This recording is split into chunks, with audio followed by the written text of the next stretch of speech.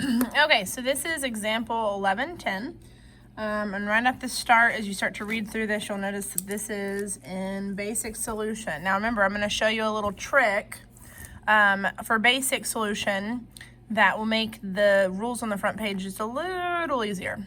Okay, so in basic solution, hydrogen peroxide oxidizes chromite ions. Now, chromite, this format is going to be a little different than you would remember from chromate. So chromate was one of the ones that you should have memorized. Okay, you remember that.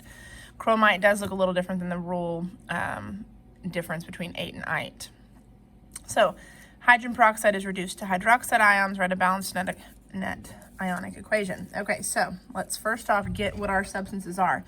So we have hydrogen peroxide, H2O2, okay, oxidizes chromite, so plus CrOH4, 1 negative, 2 chromate ions, so CrO4,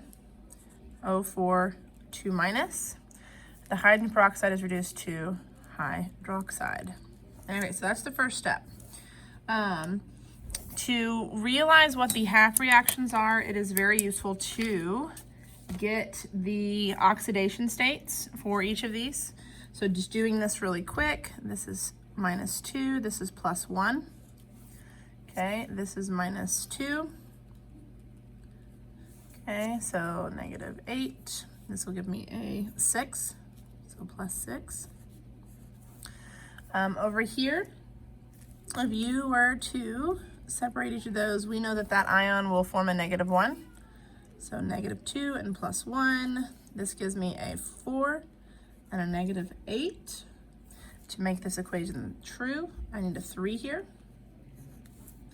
And then peroxide, remember, does have a different oxidation state on the oxygen. That's what makes it peroxide. Okay, so that's the first step. So now we need to identify the two half reactions. And really it doesn't matter which one you start out with. I'm just going to do one or the other. Let's start out with the chromiums. So I have Cr, go ahead and write the full entirety on the left, plus CrO4, 2 minus. We want to do the mass balance first. So let's start off with our chromiums first. Okay, the chromiums are balanced, we're good. Let's start out with and doing our hydrogens next. Okay, so here we have 4 hydrogens. On this side, we have none over here. So I'm gonna start this out and start balancing this like I would acidic. I'm gonna say 4 H pluses, okay, on the right-hand side. I wanna balance my O's now. So I have 4 O's and 4 O's. So right now I'm good. But because this is in a basic solution, at this point we need to address this H plus. So here's the trick, okay? What I need to do is for every H plus, I'm gonna add 4 OHs, okay? I'm gonna do the same thing over here. Okay. This is the trick here. So instead, you balance this just like you would an acidic. The number of H pluses, you're gonna add as many OHs. What we can now do between this is create 4 waters, okay? And that's the trick there.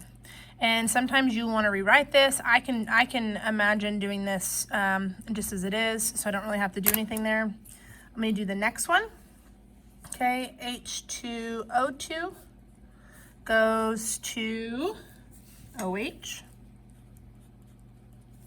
Okay, I do want to mass balance first. 2 H's, 2 O's, we can add a 2 there. Now we want to do the electrons on each one. So I'm going to do this in a different color so it kind of pops out. Okay, so electrons on this first one. Here we have, we're going to do the total left side, total right side. So the total left side, I have a 4 minus here and a 1 minus there for a total of 5 negative on the left side. On the right side, now you're going to ignore these because now we've created water, which is neutral. This is 0, this is a 2 minus, okay? So 5 negative on the left, 2 minus on the right. I'm gonna add in 3 electrons, okay? So the same thing down here. I have 0 because it's a neutral compound. I have a 2 negative here. I need to add in 2 electrons. So I've got both my mass balance and my charge balance. Now we need to add these together. But in order to add these together, the number of electrons has to match. So I'm going to multiply each of these by a factor to get an even number of, or the same, not an even number, but the same number of electrons. So I'm going to multiply this by 2, and I'm going to multiply this by 3. And then I'm going to write down all of the things on the left side. So 2 times 4 is 8 OH minuses, plus 2 CrOH4 1 minus, okay, plus 6 electrons, plus 3 H2O2. I got everything on the left. Same thing on the right. I've got 2 CrO4 2 minuses, plus, now I'm going to ignore this part, and if you have to scratch it out, scratch it out. I've got 4 waters, so 2 times 4 is 8 waters, plus 2 times 3 is 6 electrons, plus 6 OHs. Now the only reason why I wrote this down here is because I was running out of room. Normally, if you could space it out to where they're all in the same line, you would. Here we want to cross out anything that exists on the same side, so our electrons are first to go. Okay, we do want to look at OHs. Here we have 8 OHs. Here we have 6, so all of these will disappear. And I'm going to change this to 2 because I'll have 2 that have not been canceled out.